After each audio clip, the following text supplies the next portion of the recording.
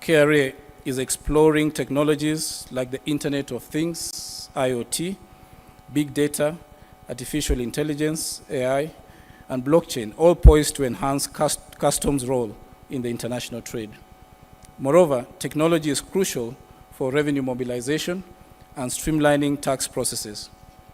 KRA recognizes technology's transformative power in taxpayer services and operational efficiency, as demonstrated through our ongoing policy reforms and modernization efforts.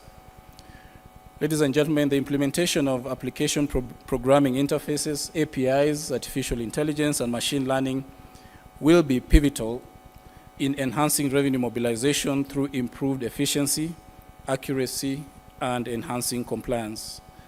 APIs will enable seamless data exchange between KRA and taxpayers, streamlining tax filing and payment processes, and this connectivity allows for real-time updates and ease of access to information, reducing errors and enhancing user experience. AI and machine learning will enhance vast data sets to identify tax evasion patterns, optimize resource allocation, and predict future revenue streams. By leveraging these technologies, tax authorities can better understand taxpayer behavior, personalize outreach to taxpayers, and implement data-driven policies that promote voluntary compliance. Ultimately, integrating APIs, AI, and machine learning will not only boost tax collection, but also foster trust and transparency within the tax administration system. Moreover, collaboration is crucial in addressing tax malpractices arising from intra-trade. Leveraging tax transparency and cross-border exchange of information, EOI, is essential in combating tax evasion and illicit financial flows. By promoting transparency, countries can share critical financial data to identify tax evasion schemes and monitor compliance more effectively. The exchange of information framework empowers tax authorities to access information about offshore accounts and transactions, making it harder for individuals and corporations to hide assets in tax havens. This collaborative approach enhances tax administration's ability to detect, deter, and address evasion, while fostering accountability in the global financial system. Working together, countries can ensure that everyone pays their fair share of taxes. In conclusion, let us embrace digital transformation as the driving force behind trade facilitation and domestic resource mobilization. I am optimistic that by the end of this 3-day forum, we will capture key insights to build a resilient and progressive system for enhancing trade facilitation and domestic revenue mobilization. I wish you all successful and fruitful deliberations as we chart our way forward. I want to confess to something, that if you did read in the papers, it is true that after consultations with the President of the Republic of Kenya and the Treasury, the government of Kenya has, on its own volition, requested the International Monetary Fund, IMF, to conduct a governance and corruption diagnostic in Kenya.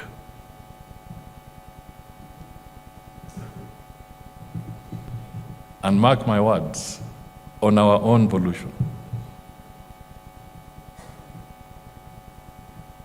We have requested for a governance and corruption diagnostic. And I signed off that request on behalf of the government of Kenya. So no institution is going to be free from this diagnostic. That includes the KRA.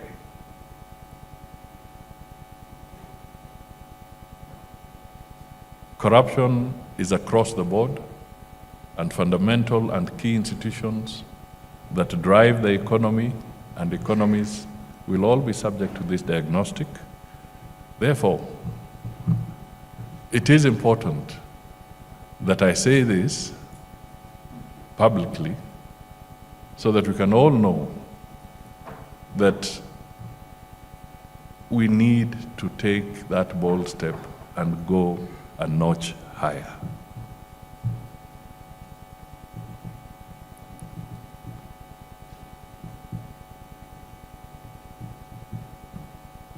The minister did indicate some things.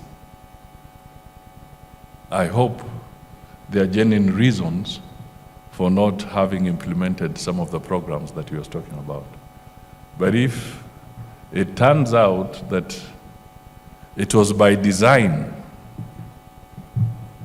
that somebody was deliberately making sure that certain aspects of the technology are not implemented or are not put in place, then the diagnostic will catch up with you.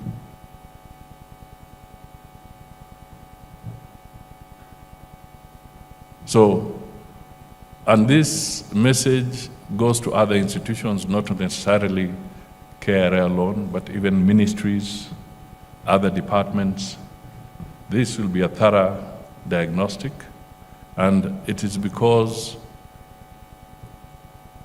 the issue of corruption keeps coming back.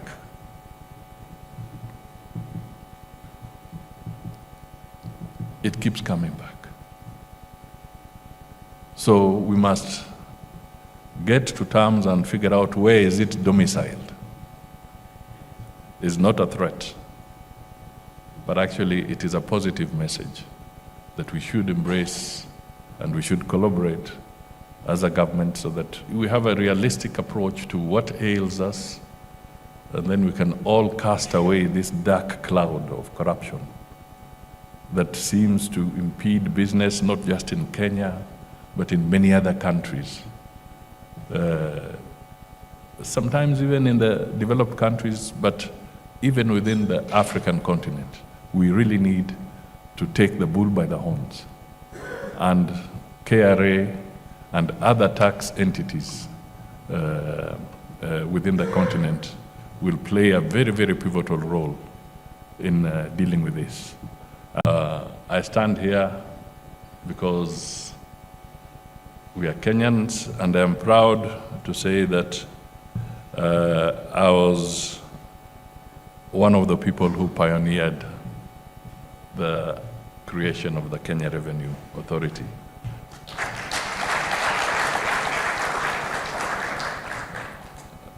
At that time, you all remember, we had 3 different departments: the Customs Department,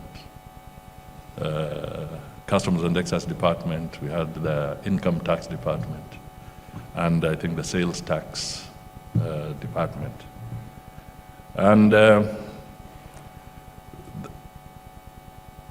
that structure had reached at the end of its usefulness, if I may call it that way. And when I look around, I can see some of the early commissioners of KRA. I can see my friend there, Commissioner General there. And it was not easy because people were used to certain things and you had to change. Some had established gravy trains within that old system. And here you are now beginning to talk about changing the whole structure and bringing in technology and new approaches. It was not easy. It was a political battle. Even to introduce the PIN, the personal identification number, the tax cheats moved all over. They even reached the churches, until the churches were preaching that the PIN number is the number of the devil. Basically to try and scare reform in the whole space around tax collection and so forth. Of course, they failed. And KRA came into being. And indeed, the truth be told, KRA did and has substantially improved the whole revenue collection structure and culture in the country, no doubt. But we have now reached a stage where we need to go a notch higher.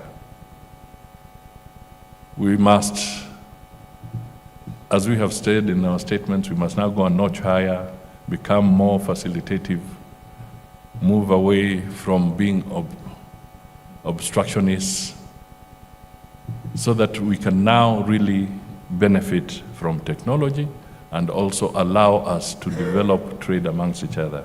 I'm sure the person from the Africa Continental Free Trade Area will share a lot of data with you. And it is embarrassing that the level of trade between African countries is minuscule compared to what we do with the rest of the world. We must correct some of these things. So there is an important agenda for you, and I want you to really give it some serious thought so that we can graduate from where we are to the next level.